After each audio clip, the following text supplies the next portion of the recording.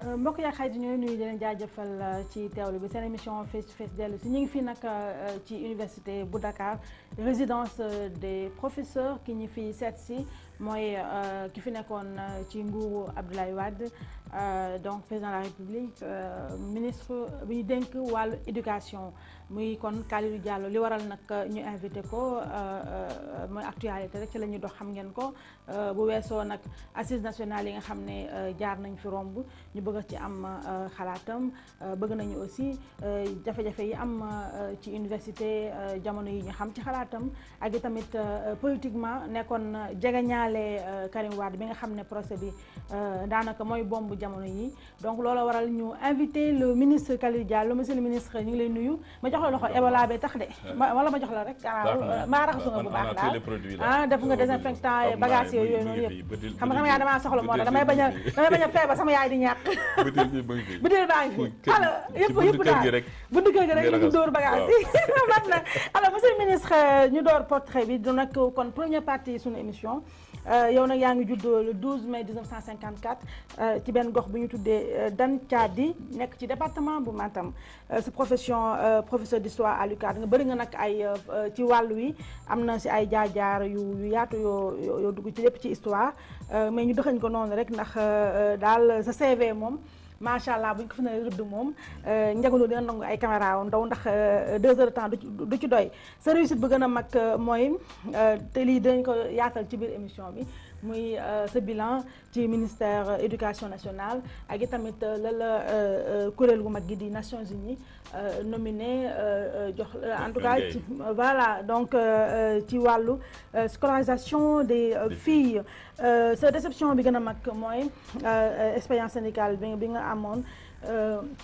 ci ba nga doon wutu njëm si yàlla Iba Ndiaye Diadji ci bopp Sud-Est mais surtout nag bi ma siy jàpp mooy grève bi nga xam ne amoon na fii ci réew mi ba nga nekk ministre de l'éducation pendant 5 mois moo xaw a tâchel ce bilan ba tey baax na alors sa regret bi gën a mag mooy bëri na daal mën nañu wax ne sa vie familiale en tout cas sa vie personnelle dafa bëri ay faatu ak ñoo xam daal dañ teel a génn àddina yow sa bopp ñàkk nga sa papa ak yu mel noonu sa taaw bu góor également génn àddina ci accident te nekkoon xale bu ndaw duñ ci taxawaat ndax dafa tristesse yooyu duñ ci yàgg mais tamit am na benn bonheur mooy loolu yëpp nag li ko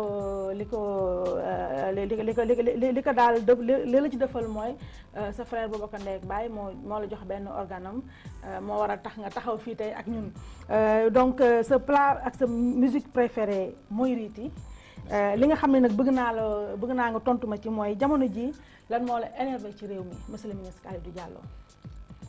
waaw wax naa li ma énervé ci réew mi mooy lu ñu am ci capacité politique lu ñu am ci potentiel politique fii ci Sénégal lu ñu am ci personnalité politique Sénégal suñuy réew Sénégal suñu nangee juboo wax naa ko léegi.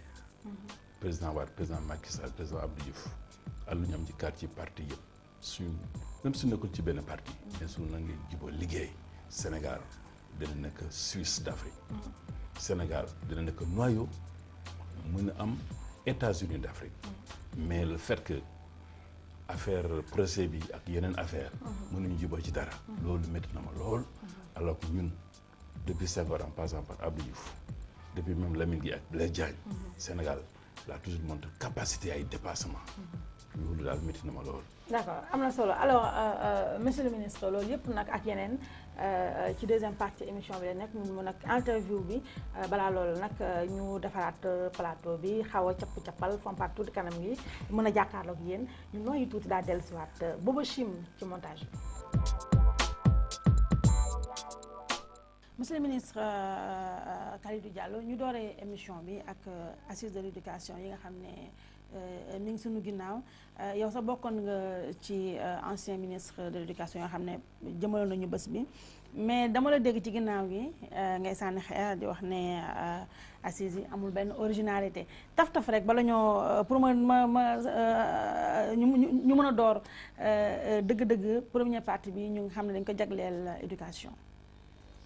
oui assises yi d'abord dem rafetlement assises yi parce que d'abord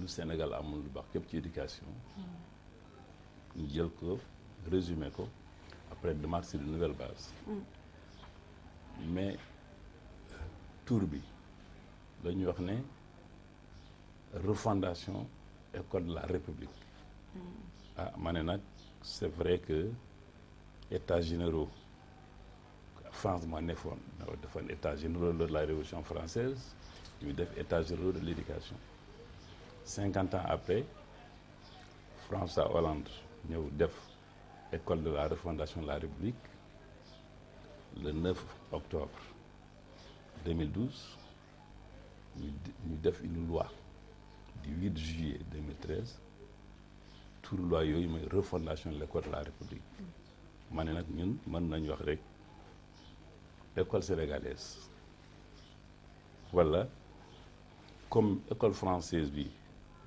ñu bëri di foog ne école boobu du suñu réalité ay francisé rek concernant la concerné ñu def arab ñun du seen école alors animistes yi ñeneen ñi école de la rue ñu ne du seen école man leen nag états généraux yi plutôt assises yi ñoom comme dañu jël école yooyu yëpp parce que la République moo wax foofu sax ci ouverture bi mu ne comme am na école francisant école arabe kii mu ne moom am na aussi école animiste am na école donc il faut ñu boole lépp def école sénégalaise ma ne nag man école sénégalaise école ba la nation moo gënoon ñoo xam ne refondation école de la République mais loolu ci forme bi la ci forme bi ci forme bi nga wax ci forme bi man ne ci forme bi c'est une sorte de plagiat parce que soo demee ci net bi cliquer refondation école de la République on te sort la loi française gëgg n'importe où ah nag vraiment ma ne comme ñoom jël nañu tour boobu ba ñu presque certifié ko ñun duñu jël même tour daf ko ci suñu école. mais loolu bu ñuy wax kon la faute à qui ndaxte loolu ñu ngi ko dénk ki nga xam ne moo jiite comité boobu mooy le professeur Abdou Salam Sall donc moom kon mooy ki def plagiat bi kon moom la. non je pense parce que commande bi mu ñu def assise de l'éducation duñ yokk sax après et de la formation ci assise yi parce que après discours président bi parce que soo waxee assise de l'éducation rek alors que ci discours président bi moom ci lu mu laaj mooy éducation bi ànd ak formation éducation bi mu répondre ak besoin du Sénégal moo tax durant assise yi ñu yokk assise éducation ak formation donc je pense que comme commande bi may assise de l'éducation école sénégalaise xamu fu mu jógee école de la refondation de la République et tout ça xamu kan moo ko def mais je pense que de mon point de vue c'était une formule de trop voilà donc pour moi ça diminue un peu l'originalité de la pensée sénégalaise du fait que le Sénégal et ses experts ñoom ñoo def assises yi. Il y a aussi un autre aspect ci assises yi aussi dañuy wax ne il faut ñu bàyyi assises yi nekk assise de la population expert ministère éducation yi ak ñeneen experts yi nañu nëpp dañu wax dara nañu bàyyi ñeneen ñi wax loolu aussi c'est du populisme xam doo tabax bâtiment immeuble nga ne architecte bi du benn wax dara toog leen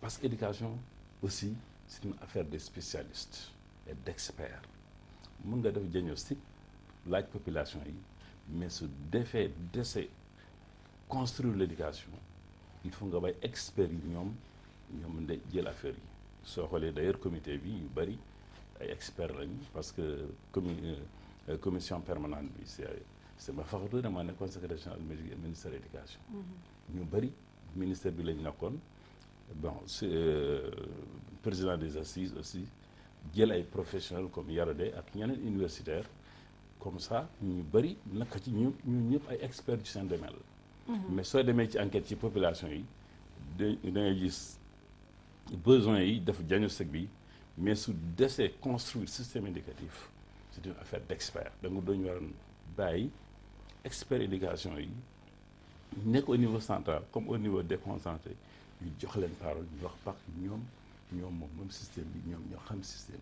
bi et finalement d'ailleurs soo xoolee conclusion yi contenu yi il n'y a pas une virgule de nouveau il n'y a pas un mot de nouveau parce qu'on ne peut pas réinventer l'école sénégalaise c'est-à-dire Senghor lu mu def fii les états généraux ñu def fii la concertation sur l'enseignement supérieur en 91 ak les assises de l'enseignement technique en 2002 le PEDEF s'inspirant ay comment on appelle ça Jeunes Sène 1990 ak Forum Dakar 2000 ak ñu composé assises yi c'est-à-dire les partenaires techniques et financiers que ça soit les acteurs non étatiques les syndicats alors tout ce que vous avez comme partenaires les parents d'élèves la société civile depuis avant 2000 surtout après 2000 ñoom ñoo nekk système bi ba léegi ñoom ñoo composé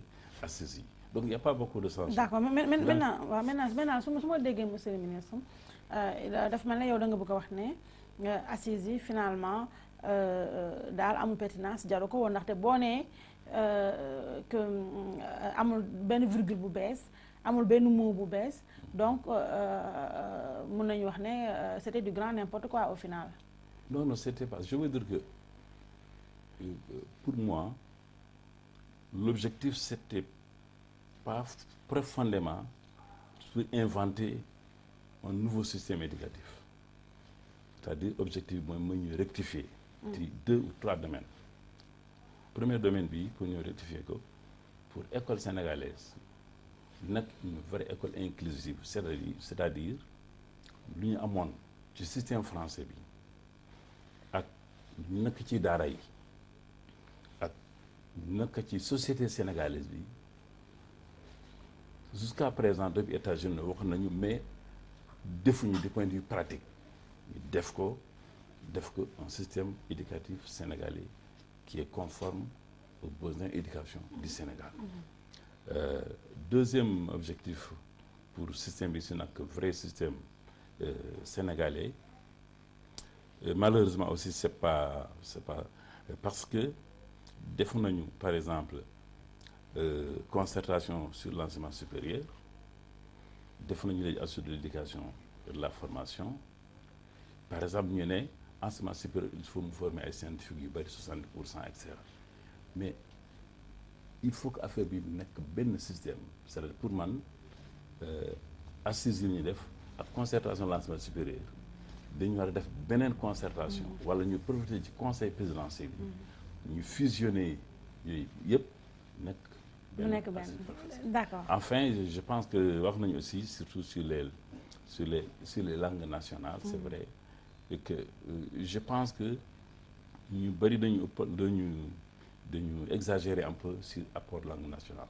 D'abord dañu wax ne population sénégalaise bi 57% d'analphabètes c'est pas ça c'est-à-dire que c'est des adultes 60% des Sénégalais ay jeunes lañu et la plupart de ces jeunes-là c'est vrai que ñoom ils sont alphabétisés suñu waxee alphabétisation des adultes c'est-à-dire les adultes mooy les côté les 40% ñu des ak certains jeunes soo jëlee seen 57% ça veut donc soo xoolee population sénégalaise donc ça ne veut pas dire que moitié population bi mënuñu jàng soo defee calcul bi c'est à peu près 20 à 30% donc mën na nekk et surtout man soo gisee cette société sénégalaise bi soo si génne ñu jàng école génne ñu jàng arab génne ñu tukki am xam-xam yooyu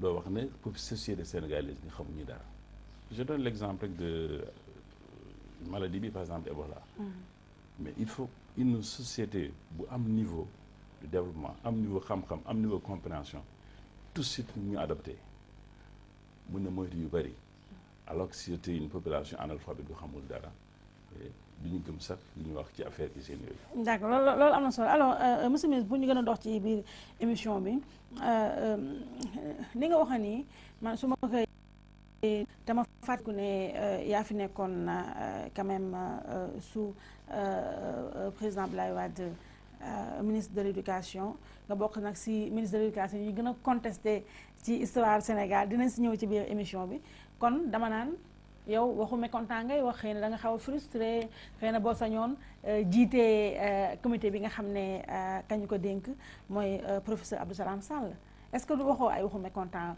bokk ma ci naa xëpp suuf ak yooyu wala boog xëy na nga regretter le fait que ci sa magistère alors que acteurs yu éducation yu bëri doon nañu sàkku états généraux de l'éducation yi amul woon daanaka ci sa magistère mu am ci nga xaw si méral tuuti daal. non loolu erreur la ko d'abord Salam Sall sama xarit la.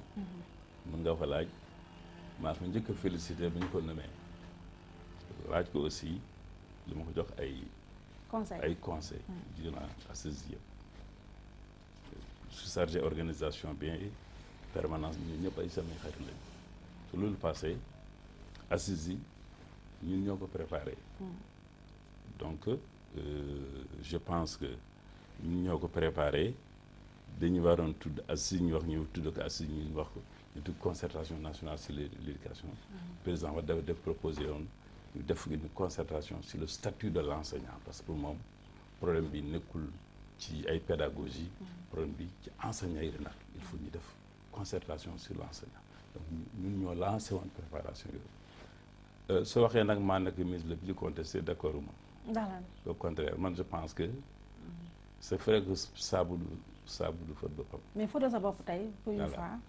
mais tey moom fóotal sa bopp tey. voilà vraiment lu mu am rek man ci décoration. en tant que ministre de l'éducation mën naa wax ne ci Sénégal aucun ministre de l'éducation ma su ko am pendant qu'il était ministre. Premièrement diplôme des Nations Unies.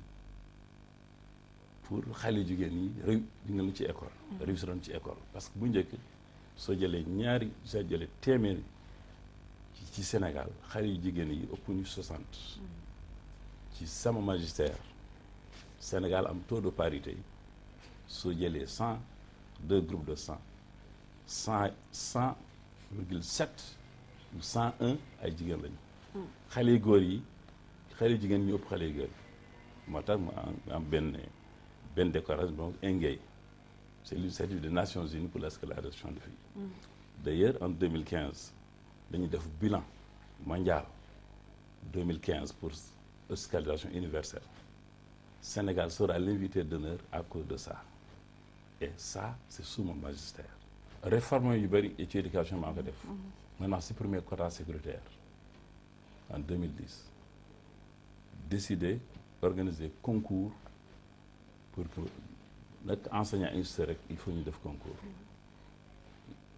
maa aussi décidé def ko aussi par arrêté ku amul baccalauréat dama nekk enseignant décidé en même temps que institut adjoint yi c'est vrai que c'est le syndicat de mon ami Youssou Touré ñoom pour premier déposer OIS déposer revendication boobu ñu réglé ko c'est-à-dire pour institut adjoint aussi ñu def formation donc réforme yu bëri ci système bi maa ko def les daara modernes également ñu ñoo ko def donc vous voyez il fallait être très courageux dans le contexte de l'époque pour def donc question ay transparence et cetera et tout ça vraiment gisuma man lu bees par rapport à ça. d'accord maintenant monsieur le ministre foog ñu accélérer nag temps baa ngi dem te am na yeneen laaj yu taxaw du rek éducation mooy émission bi bëgg nañ dugg tamit ci volet politique bi alors wax nga léegi ne daal bu ñu la déggee sa bilan daal lépp nice cool waaye sa successeur ci ministère boobu di sëñ Mbaye Thiam dégg nañ ko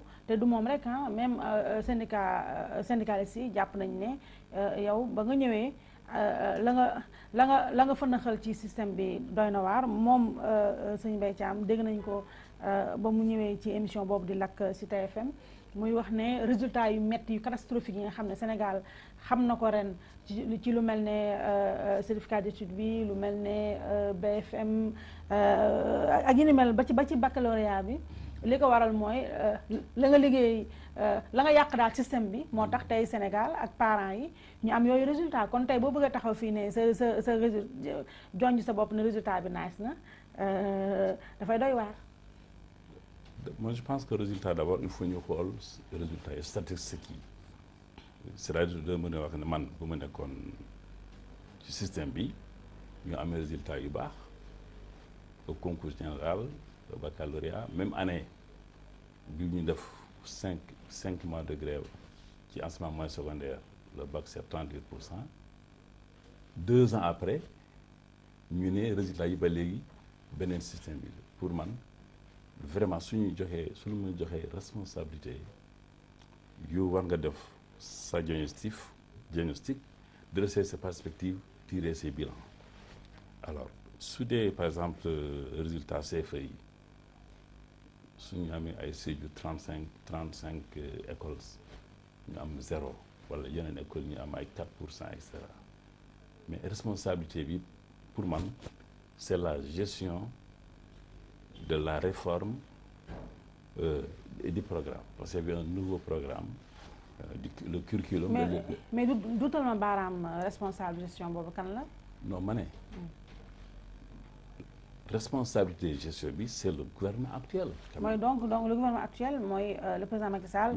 et particulièrement son ministre de l'enseignement. non ça c'est évident c'est-à-dire que man du ma attaquer parce que j'ai vu que pour tout ce qui est résultat mauvais pour tout ce qui est échec ñu ne mal la wala ancien régime bi ñun am na lu ñu fekkoon fii ñu jël le taureau par le corne travailler am ay résultats léegi Sénégal yi def nañu élection vraiment am nañu nouveau gouvernement pour fàtte aussi Ibrahima Sall nekkoon na fi après Ibrahima Sall moom a ñëw moom je pense octobre prochain day def 2 ans man à mes 2 ans j'avais tout fait toutes ces réformes là réforme lu ma wax fii léegi les réformes là ak résultat ak médailles yooyu en 2 ans am naa ko mais léegi d'abord il faut que les gens fassent leur bilan quel bilan ils peuvent faire par rapport à ce qu'ils ont fait dans le système mais man duma attaquer kenn mais président de la République ñëw na am na vision am na ambition pour le Sénégal noo mel ay ministre yooyu ñoo mën a joxe ay résultats mais mënuñu wax ne ñeneen ministres yi ñoom ñoo def li ñoo def en tout cas pour man lorsque j'avais le ministère de l'éducation j'ai assumé mooy non seulement amoon naa ay vision président Wade amoon na vision boobu ma def ko en œuvre mais également jël na ay décisions yu bari ci système bi ba léegi réforme yooyu defuñu dara plus que ça. mais donc monsieur le ministre pour ñu jàll ci beneen laaj su ma la déggee bu baax mooy sëñ Mbaye Thiam kon en tout cas moo fi gën a yàgg Ibrahima Sall donc sëñ Mbaye Thiam daal dafa fi dara maanaam. en tout cas du ma def loolu du ma ko tontu mais man. je pense que soo defee 2 ans ci ministère war nga def sa bilan. par exemple su waxee par exemple ma jox la exemple parce que dañoo ñëwee woon kii Khalil dafa recruter lu bari recruter na 4000 enseignants en lii du alors entre 14 enseignants la recruter et puis man dama doon recruter sur la base du budget voté par l'Assemblée nationale et sur la base de la lettre politique ministre éducation ministre des finances loolu boobu laa recruter ñu ne recruter na ba ñoom ñu ñëw recruter lu ëpp loolu ñu recruté 3113 enseignants en 2012-2013 ak dañu waxoon affaire bi dafa ëpp. Et puis deuxièmement si vraiment c'était bien transparent lu tax président de la République décidé jël recrutement professeur ci loxo ministère dénk ko fonction publique on n'a jamais vu ça. kon pour yow loolu échec la daal ci mais bien sûr pour man ministère de l'éducation warul bokk man 100 professeurs rek laa recruté.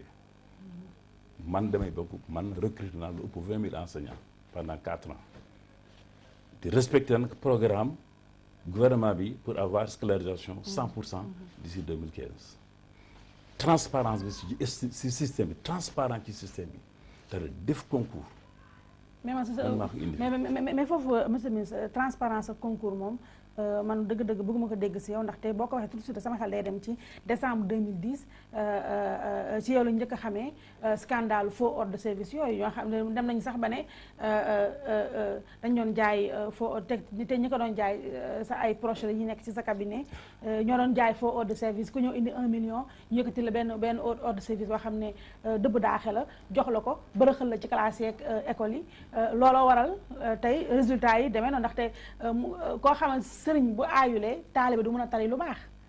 kon man boo nee transparence ak concours moom sama xel day tey. déedéet d'abord sama xarit collègue Malick Ndiaye moo waxoon nag Kalidou jaan ay ordre de service am ci ay milliards.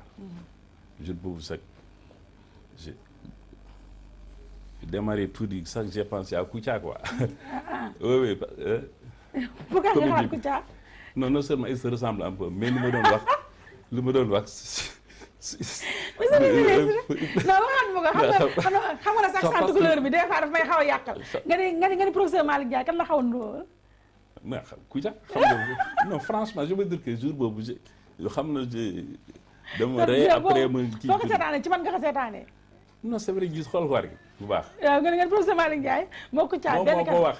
premièrement daal pour affaire OS yooyu xam nga OS yooyu.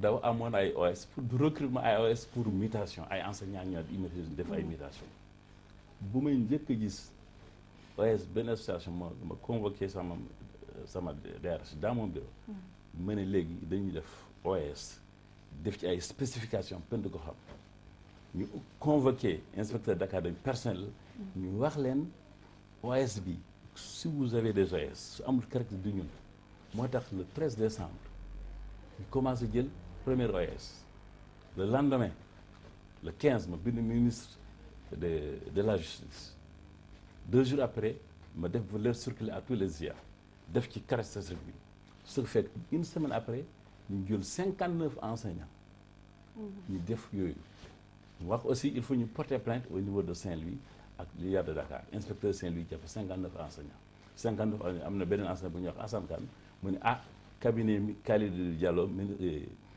ay chef de cabinet ñoom ñu jàpp leen après ñu jël ñetti avocat maître LC Tall Sall elle est autosaisie pour dimbale enseignant suñu cabinet bi après maître Abdoulaye Diallo et maître El Hadj Diouf ñu def procès bi on a lavé complètement nos agents puis on a condamné l'enseignant qui était au cours de ça léegi d'abord où est la corruption dans ça. waaw d'accord où est la corruption dans ça. mais soo waxee ay OAS il faut ñu wax ne justice bi déjà.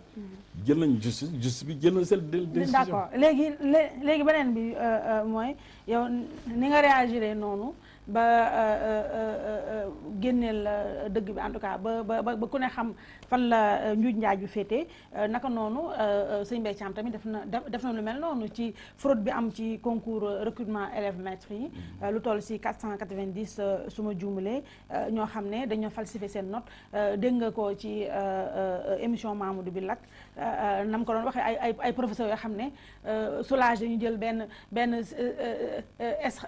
CCD yi xaw ma lan et cetera ñooñu ñu bërëxal leen dóor leen bëmax leen ci ay 16 yu mel noonu donc ba ndax ñooñu dañ doon jaay seen attestation yi ay 400 600 mille léegi nag moom gis nga décision bi mu jël mooy dàq leen exclure leen ci système bi kon est-ce que jàpp nga ne ni mu réagiré baax na moom sëñ Mbaye. non d'abord premier nekkoon naa ci benn émission d'ailleurs je pense que ma félicité ko ci décision boobu. mais ça ne veut pas dire que pour man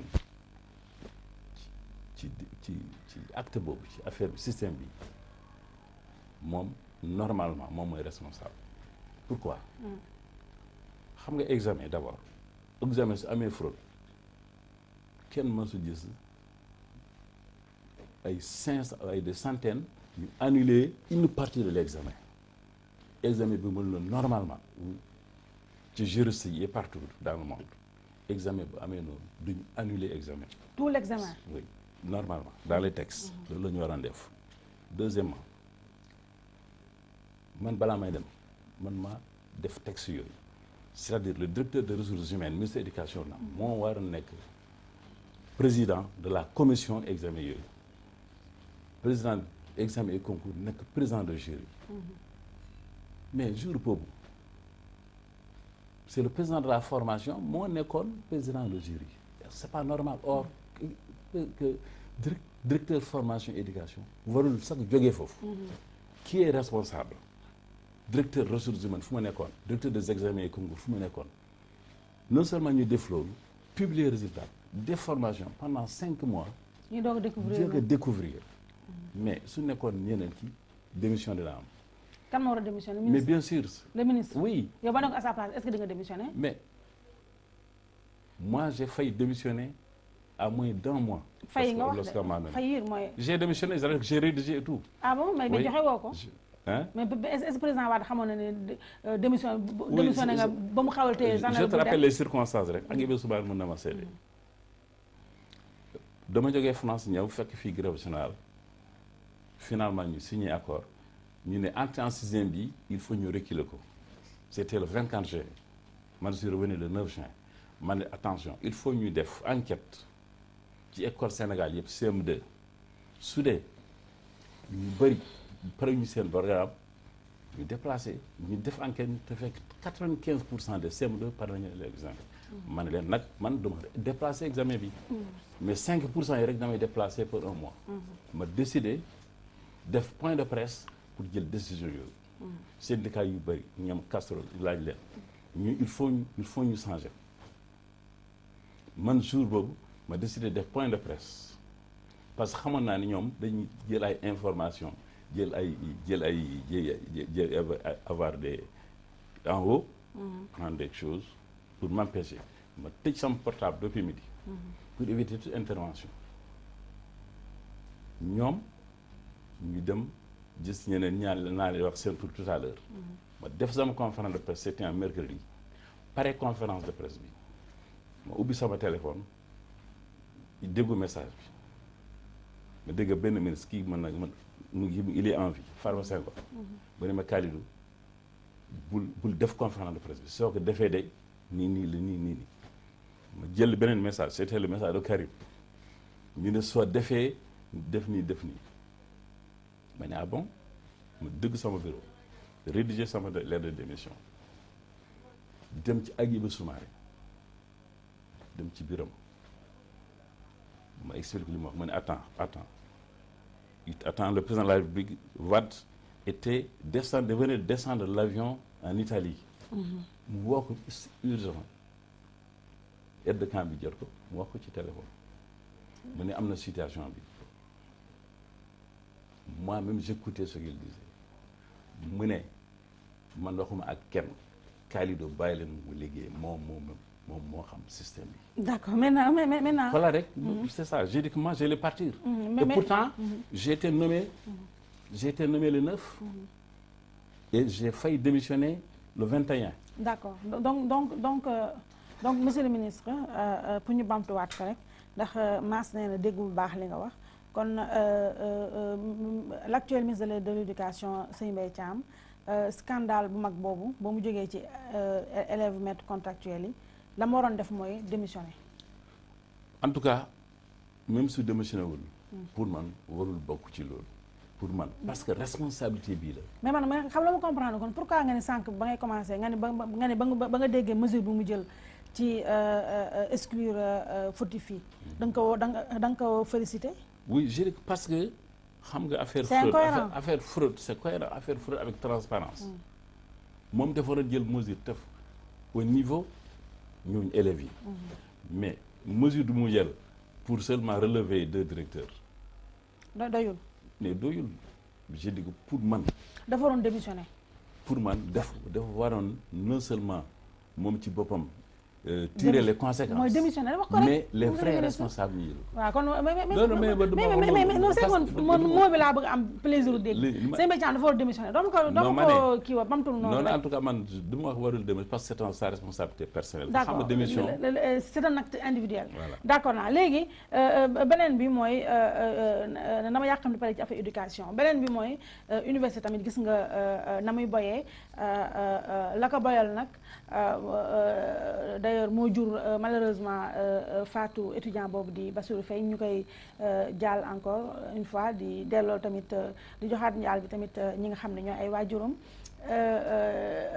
la war loolu yëpp nag bokk na ci réforme yi nga xam ne professeur Souleymane Bachir Diagne moo ko jiite ak i tamit discours guerrier bi nga xam ne Mary Teuw Niane ma ñu dénk enseignement supérieur moo ko yor moom sax defe naa président Macky Sall mi ngi koy commencé di xaw a dugal ci tiroir yi nànk defe naa si tiroir bi ci suuf la ñu ko dugal ndax kenn déggatu ko fenn moom xaw na daw caméra yi je pense que c'est une décision salutaire quand même Mary Teuw te moom président sax jël na yëf yi en main ba waxanteeg étudiants yi en tout cas ba daal la ñu bëggoon yëpp daanaka mu jox leen ko ba mu des nag dàqal ñu Mary Teuw léegi yow Kalidou ci sa xalaat dëgg-dëgg lan la ñu war a def ba mun a pacifier espace scolaire bi moo xam ca daara yu suufe yi wala ba ca kaw. de toute façon li nga wax fii man du sama position. par rapport à Mary Teuw Niane. C'est vrai que maa ngi apprécier nag mesure du président jël actuellement par rapport au système parce que même man non seulement je suis enseignant maa ngi ci biir mais également maa ngi doon yënguti ci yooyu et depuis concertation ba léegi président xam na ko donc man sama xalaat dama koy wax toujours ci système bi et depuis le départ j'avais dit que enseignement supérieur pour réforme bi mën a jàll il faut qu'un syndicat comme le SAES bu am ay 80% des enseignants il faut ñu d'accord ci étudiants ici comme étudiants yi dañu supprimer amicales yi amuñu woon ay représentants donc mais le problème la mais comme léegi président décide na vraiment jël en charge ñooñu c'est la bonne décision et puis réforme duñu mën kenn mësu ji ci àdduna réforme ñu jël yëpp en même temps c'est-à-dire que réforme c'est toujours par étape et réforme il y a toujours eu ce qu'on appelle période transitoire c'est-à-dire ñu commencé woon ren xale yi ñooñu la ñu waroon commencé ci réforme critères yi suñu amee deuxième année ba licence ba master yi mais léegi par exemple étudiant xamuloo comme ci dara mu jàng am licence ñu ne yow doo def master. c'est incroyable ak tamit sax. alors que amul benn perspective. waaw vraiment ak tamit la ñuy yokk sax ci frais yeeg ñoom frais yi ne pour man les frais c'est normal. c'est-à-dire que il faut ñu yokk frais parce que man biir université laa nekk. mais nag il faut que étudiants yi. ñu sentir ko yokk frais yooyu. mu améliorer seen condition pédagogique. mais d'accord na ak loolu. en tout cas je pense que ñu continuer à discuter. ak représentants étudiants yi c'est vrai am na ay contestations am na les délégués comme ñooñu tam aussi ils représentent quelque chose pour man il faut discuter ak ñëpp d'accord léegi enseignants yi étudiants yi yëpp d'accord ñu dajale daal acteurs yi yëf yi gën a leer alors monsieur le ministre nag Kalidou Diallo ñu jógee kon ci éducation ñëw nag ci deuxième et dernière partie émission bi ñu consacré ko politique nag may fàttali ni xam nga man yéen seen parti yu bees yi tur yi moo ma jaaxal yow li nga yor kenn xamul parti la xamul li nga yor lu mu doon mouvement la waaw yaa ngi tuddee alliance de leadership pour l'émergence et le développement alors boobu mais dinaa si ñëw li ma bëgg a wax nag mooy jamono ji boo ne politique xel yëpp dañuy dem ci procès Karim Wade bi léegi mu dugg ci deuxième mois am yow booy déglu compte rendu d'audience yeeg ñoom seen lan moo la gën a frappé loo si jàpp yow. d'abord li ma jàpp d'abord ci politique bi d'abord parce que ça plombe la politique. pour man Sénégal c'est dommage parce que Sénégal tey Macky Sall su jàppante woon ak Abdoulaye Wade ak bu parti socialiste ak ñoom Tanor ñoom lu ñu am ci personnel la ñoom Idriss Seck Abdou Diouf bu nekkoon fi sax jóge ñëw fii ci Sénégal lu ñu am ñooñu suñu s'ils sont ensemble Sénégal dina nekk Suisse de l'Afrique Sénégal nekk noyau dur pour Union africaine unité africaine union des États-Unis d'Afrique mais loolu nga mën a am parce que procès Karim bi mooy fay foofu affaire Karim bi et tant que réglé wuñu affaire Karim bi loolu du mën a am parce que quels que soient les problèmes c'est devenu politique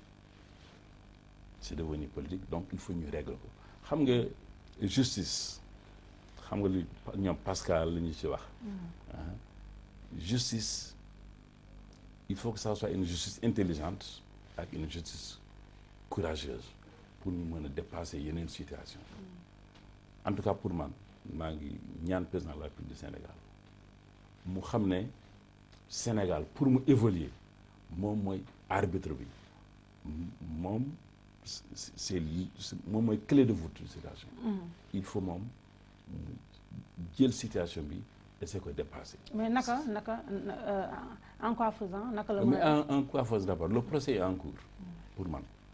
J'ai toujours man sama opinion ci CREI dès le départ wax naa ko aussi je ne reviens pas à ça dès qu'une institution est contestée quel que soit le jugement contestation bi dina continuer parce que quoi qu'on dise CREI am na deux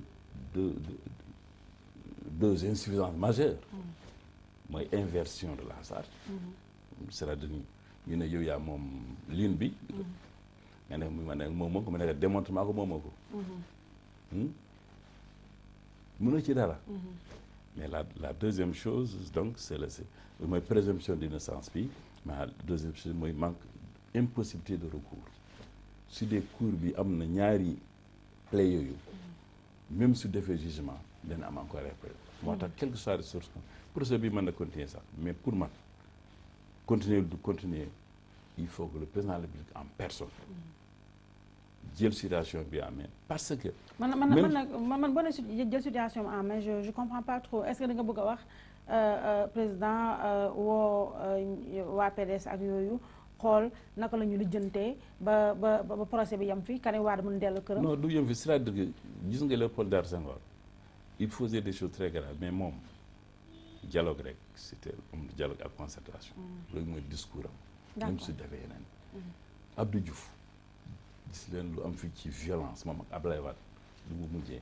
dialogue même chose dialogue. d'accord yow dialogue ngay wax c'est-à-dire que man dialogue national bi. nation bi pour ñëpp nekk ensemble. d'accord léegi wóor naa président la bi mën na ko. d'accord léegi. et puis s'il le fait. non seulement il réussit mais dina am ñaari mandat yu baax. mais même su amee ñaari mandat tant que crise bi mu ngi am. bilan bi du positif d'accord léegi monsieur le ministre ñu fàttali ne yow yaa ngi woon. Parti démocratique sénégalais et bokkoon nga ci bu dee Karim Wade mooy papay génération du concret yow dañu jàppoon yow yaay taaw bu góor ba Awa Ndiaye mooy sa rakk donc topp ci yow di ku jigéen ki léegi nag yéen ñaar ñëpp dem ngeen dégg nga sax ku sànni xeer Karim Wade boole waale ba rëxal leen ci yéen ñaar donc aujourd'hui boo toogee di gis Karim Wade qui fait face à ses juges et cetera te yow nekkoo ci wetam mooy moo xam nga dem fa di ko appuyer wala di ko soutenir morom et cetera est-ce que doo am benn pincement au cœur.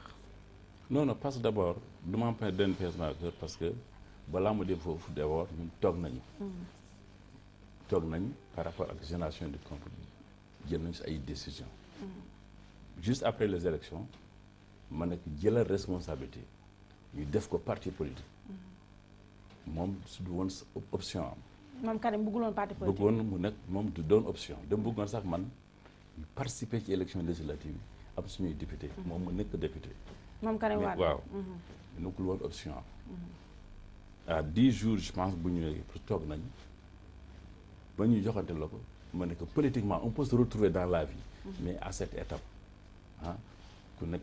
de dem def lu mu gëm donc pour man je suis très à l'aise par rapport à ça et lu vision boobu amoon ci sama xarit enseignants yi ñu mu wóolu woon ak sama xarit jeunes yi ak étudiants yi ñoom ñoo booloo décider créer alliance de leadership pour l'émergence et le développement donc man lu ma amoon man ci sama bopp si génération de congrès boobu sama xarit yu ay ñeneen ñun ñoo toog ensemble ak syndicalistes yi ak étudiants yi ñu ne léegi lu ñu créé lii donc je suis très à l'aise par rapport à ça kon yow trahiroo Karim Wade mukk où est la trahison moom xam non seulement man c'est vrai que je souhaite qu'il sorte. Je pense même que je suis le président le plus absent, l'absent le plus présent au procès. Je suis de tout cœur avec lui. Je le dis ici. Je suis très reconnaissant au président Wade. Il y a Viviane Wade, très peu de ça. Mais par rapport à comme jël naa sama option politique. amatoo ñoo benn lien. Politiquement. Aucun lien. Politiquement. mais bu dul politiquement affectueusement yaa ngi fay dem. yaa ngi affectueusement nee naa sax première fois bu ma fii balaa ma ñëw waanam ma dem foofu. waaw boobu yëpp fekk na président Wade aussi. mais boo fekkee ne dama guloo yow boo fekkee ne génn goo ci PDS. si génnoon naa. après ma sortie du PDS. même président Wade après ma sortie du PDS. on a eu des échanges de 3 à 4 mails. entre lui et moi. parce que am na ci vision man la ma gëm. dama ko bàyyi parce que gëm naa ko xam naa ne baax na ci Sénégal. d'accord léegi nag Kalidou Diallo président Macky Sall est-ce que ba mu nekkee président ba léegi toog ngeen. oui ba mu nekkee président ba léegi toog nañu non seulement lu ëpp ñaari yoon. mooy yéen ñàkk tête à tête audience yéen ñàkk tête à tête waaw. oui mais en même temps depuis bu ma jógee ci moom ñu toog ba léegi duñu échanger. man lu mu am ci xalaat rek yu xew ci réew bi rek man ma jox ko sama xalaat. donc duñu jokkoo. waaw mais man loolu est-ce que nekkul ndax ñu ngi fàttali man sax xaw ma vraiment fan la féetee kii Abdourahmane Agne mi fi yore woon RP xaw ma FR fàtt naa bi mu yorete woon. Abdourahmane Agne waaw moom tam kenn déggatu ko ba mu fëggee buntum APR ba kenn ubbilu ko ba léegi kenn déggatu ko kenn xamul fu mu féetee mais yow tamit dama jàpp ne est-ce que fëggaloo buntu bi tamit est-ce que nekkul dangaa fëgg buntu APR ba sonn fëgg kenn neewu la entrée nga ñàkk pexe créer sa mouvement ba tamit continuer rek nekk si kii di envoyer ay mail est-ce que loolu c'est parce que tout simplement da nga am benn charge kii benn connotation négative boo xam ne moo collé ci sa tur ak surtout que nag waa APR yaa Youssou Touré sama xarit bi ñoom Amath Suzanne Camara ñi nga xam ne yéen doon fight bu metti ba ngeen fi nekk xëy na ñoo la narul accueillir à bras ouverts APR loolu tax président Macky Sall mënu laa récupérer ci APR. de toute façon waxoon naa la dès le départ ci suñuy toogaay et lu ñu d'accord c'était pas man mu dugg ci partam man am naa ay nit am naa ay vision bëgg nga dara man je veux dire que am naa ay xalaat aussi xalaat yooyu xëy na APR amul xalaat boobu mais man ma ne décide ak samay nit ak samay xalaat mën nañu liggéey ensemble nga joxe sa contribution. waaw d'accord maintenant moom xam naa lii mooy nekk dernière question yi bu la président Macky Sall waaw wala déet rek bu la wowoon léegi na la Kalidou Diallo vraiment compte tenu sa expérience et tout ça ci système éducatif bi et tout dama bëggoon dëgg-dëgg nga ñëw jàppale ma ci liggéey bi moo xam nga nekk secrétaire d'État wala boog ministre ak yooyu. man maa ngi koy jàppale wax naa la. waaw mais de façon mais officieusement nga koy jàppale. non du officieusement de maa ngi koy jàppale. fu ne laajal syndicat yi. dernier signature accord syndicat enseignant ak gouvernement bi laajal syndicat ban la ci joué. grève étudiants yi mois de janvier seen accord ak gouvernement bi laajal étudiants yi. sama rôle ci yoolu donc man maa ngi continuer. mais bëgg nekk bëggatuloo nekk ministre quoi. mais kenn du wax ko bëgg nekk ministre mais man dépassé naa def naa sama bilan ci ministère éducation ak yeneen. kon yow bëggatoo nekk en d'autres termes bu ñu joxoon sa ministre des bassins ak tout ça de rétention nga d'accord mais yow lu nga bëggatul dégg mooy ministre de l'éducation bëggatul dégg. est-ce que tu peux te poser la question yow. te comme je léegi journaliste aussi nañu nekk secrétaire d'État ak ministre. ma ne. waaye nag pour man dimbale président. soxla nga nekk ci gouvernement c'est pas forcément être dans le gouvernement. mais xorom la ci quand même. bel xorom nga c'est-à-dire. xorom nekk non xam nga en matière de gouvernement. seul le président de la République décide. d'accord léegi temps bi jeex na maa ngi taf-tafee léegi Kalidou Diallo boo gisee président Macky Sall na muy séparé woo ak i tamit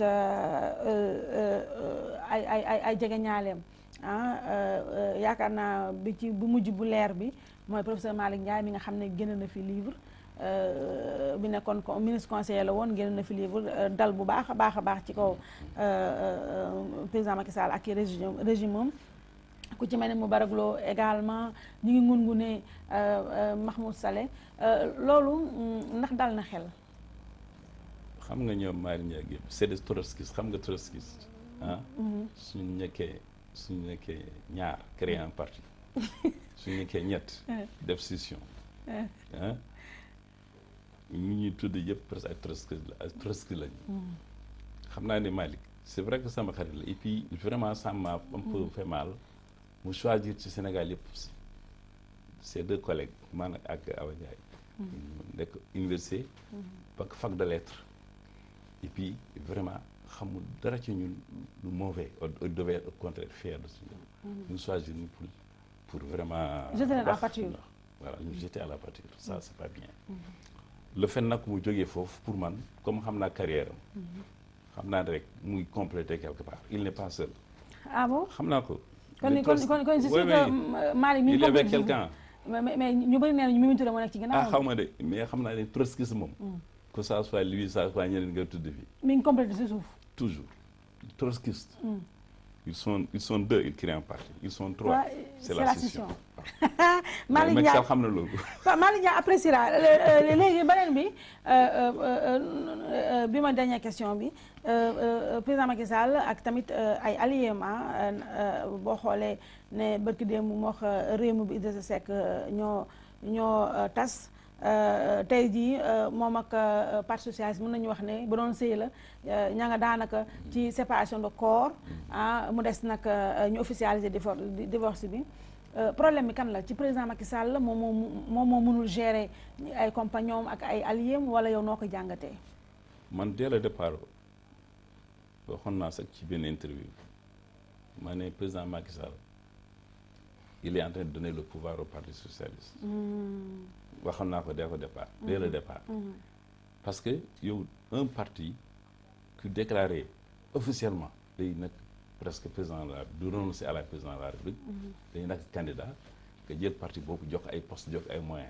pour ñu combattre donc loolu Abdoulaye Wade dès qu'il a dit à Abdou Diouf que man damay nekk candidat il a démissionné il est parti. Je pense que le président Macky Sall sa famille naturelle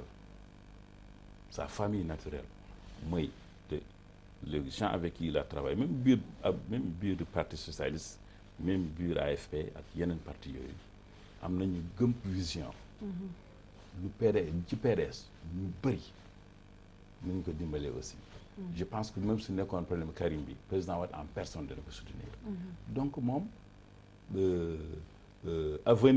avenir Macky Sall ak avenir APR c'est pas avec le parti socialiste man muy sama position. kon li mu war a def mooy tàqali kook ñoom. mais je sais pas comment les choses vont évoluer xam nga la nature fait les choses. et moom sax xamoon na ko. c'est-à-dire moom xamoon na le clash là. il sait que progressivement la nature va faire des choses. lentement mais sûrement moom xamoon na que à un moment te Idrissa Seck day dem. que à un moment te ñeneen ñii nañu dem. à un moment te ñii dem. et moom day préparer pôle parce que quand même il prépare un pôle présidentiel. Oui, pour sa réélection en 2017. Voilà. Oui, voilà, c'est de bonne guerre. Voilà. Alors, Kalidou Diallo, ancien ministre, mais justement, ce mouvement, Alliance de leadership pour l'émergence et le développement,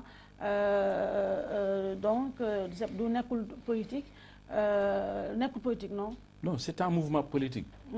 C'est un mouvement politique qui est indépendant, mais qui est composé, qui fait ses propres analyses, day def pour analyser am ci situation yi. D'accord, mais fa ngeen bëgg a jëm def bilan. fu ngeen bëgg a jëm da ngeen soobu ci 2017 élection bu ñëw ngeen dugg ci wala da ngeen nekk rek alerte veille. Je veux dire que on est un début, un mouvement qui début suñu amee doole mën nañu def lu ne. Mais pour le moment suñu mouvement bi on est plus proche du pouvoir que de l'opposition. D'accord, yéen daal mais on est un mouvement indépendant. Yéen a ngi ci périphérie pouvoir. Waaw. Tàggatool Kalidou Diallo ci émission yi. Merci beaucoup. Tàgg ñu bàyyi nga ba nga tàggatoo ak Sénégalais yi. Adja en tout cas jërëjëf kontaan naa trop ci émission bi c'est vrai que malheureusement sama wolof bi leelu trop. waaw mais on comprend au moins jox nga ma occasion. ma leeral yeneen situation. surtout man mooy récupération c'est-à-dire que du ma porter plainte mënuma porter plainte sax plagiat. mais mën naa porter plainte récupération de bilan. parce que ce qui est en train de se passer. la ñu defoon yëpp.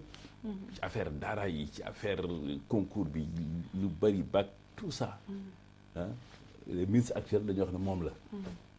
alors que Dieu sait que pratiquement. en 2 ans et demi. ni Ibrahima Sall ni lui mënuñu wax de façon majeure def nañu lii à part renvoyer les élèves là.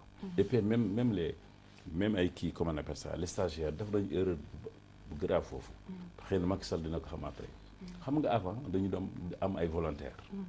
volontaire di nekk 2 ans après nga nekk maître contractuel 2 ans ñoom changé leen ñu créé élève maître c'est-à-dire élève maître bi su génnee rek day nag fonctionnaire. nag enseignant. conséquence loolu ci budget bi. ci masse salariale bi. xam nga président Macky dem na wax ne 46%. ñooñu suñu génnee rek dugg fonctionnaire. ay indemnité am ñu bëri erreur la. erreur la bu grave c'est vrai que baax na ci enseignants yi. mais ci état bi et par rapport à l'option du gouvernement. par rapport à la masse salariale c'est une erreur stratégique xam naa ni Macky Sall yéegu. d'accord alors cette émission jeex na. merci jërëjëf. bi jeex donc ñu lay remercier bu baax a baax donc c'était l'ancien ministre Kalidou Diallo moo fi yore woon donc lépp lu jëm ci éducation nga dal la ñu nag fii ci sa kër ci université ñu lay jaajëfal bu baax ci sa disponibilité di nuyu bu baax a baax nag ak di remercier ñi ñu